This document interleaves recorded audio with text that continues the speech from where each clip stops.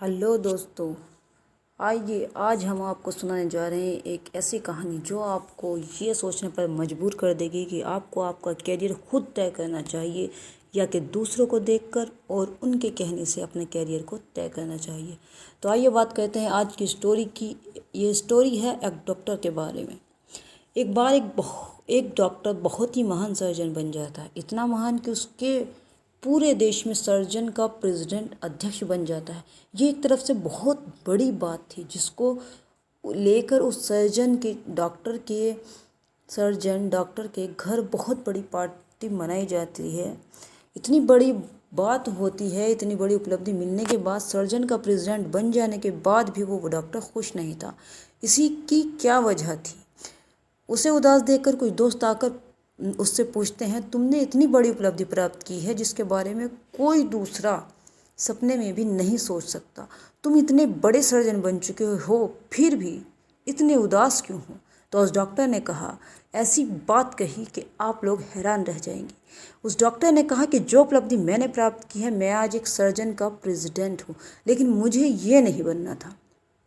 क्या सुना आप लोगों ने? ये कि उस डॉक्टर ने कहा कि मुझे ये नहीं बनना था, इसमें मुझे कोई रुचि नहीं है, मैं कभी भी सर्जन बनना नहीं चाहता था, लेकिन अब मैं इससे निकल भी नहीं सकता हूँ, क्योंकि अगर मैं असफल हो गया होता तो शायद मेरे पास एक और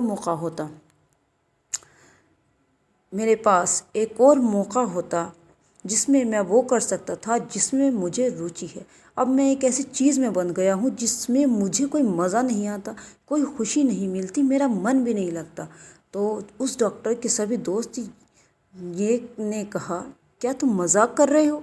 देश के सबसे बड़े प्रेसिडेंट होना कितने आदर की बात होती है। तुम्हारी बीवी, तुम्हारे बच्चे, हर कोई खुश है, समाज में तुम्हारी इतनी इज्जत है, हर कोई तुम्हारा सम्मान कर रहा है। तो उस डॉक्टर ने कहा कि हाँ, ये सच है कि सभी लोग मेरा सम्मान तो कर रहे हैं, लेकिन मैं नहीं करता। मैं बस लोगों की नज़रों में उठ गया, लेकिन मैं खुद की नज़रों में नहीं।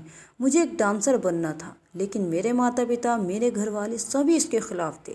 घर वालों का कहना था कि बायोलॉजी लेकर पढ़ाई पर ध्यान दूँ। इस तरह से मैंने घर वालों की सुन ली। मैं कमज़ोर था, मुझ में उस वक्त घर वालों से लड़ने की शक्ति नहीं थी। मैंने घर वालों की बात मान ली और पढ़ लिख कर एक महान सर्जन बन गया, और मेरे डांसर बनने की इच्छा अधूरी रह गई। और आज भी मुझे डांसर बनने की इच्छा होती है, लेकिन अब वो वक्त नहीं रहा। मेरे हाथ से वक्त चला गया जिस वक्त मैं घर वालों से लड़कर हिम्मत करके डांसर बनने का कैरियर चुन सकता था। मेरे पास वो हिम्मत नहीं थी। क्या सुना आप लोगों ने? यही कि मेरे पास वो हिम्मत नहीं थी। तो दोस्तों, आपको इस चीज़ से क्या सीख मिलती है और क्या मिलता है सोचने को और समझने के लिए? तो हम ये बताते हैं कि हर इंसान को ये सोचना चाहिए कि हमें वक्त गुजर जाने के बाद पछताने से अच्छा है कि हम समय पर ही ये तय कर लेना चाहिए कि हम क्या करना चाहते हैं, क्या करना चाहिए। और हमें ना तो किसी के कहने पर अपना कैरियर तय करना चाहिए और ना किसी को देखकर।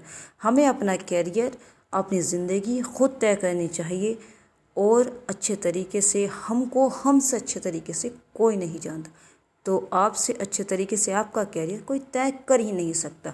तो हमेशा वो कीजिए जिससे आप खुशी कर सकें और ज़िंदगी भर उस चीज़ को करने की आपके अंदर मोटिवेशन हो, आपके अंदर वो ताकत हो, आपके अंदर वो करने का जज्बा हो, जिससे आप हमेशा खुशी और सेटिस्फेक्शन महसूस कर सके। तो इस बात से हमें मिलता है कि आप चाहे जो बन जाए, लेकिन अगर आपको आपकी पसंद की कोई चीज़ मिलती है तो उसकी खुशी कुछ और ही होती है।